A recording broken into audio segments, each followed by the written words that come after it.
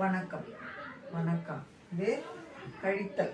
இப்போ இது போல ஒன்றுகள் பத்துகள் இது போல இரண்டு இரட்டை எண்கள் வரும்போது இது ஒன்றுகள் பத்து இது போல வரும்போது கழித்தல் எப்படி போடலாம்னா முதல்ல ஒன்றுகளை எடுத்துக்கணும். சரியா? இப்போ இதில் 3 இருக்கு.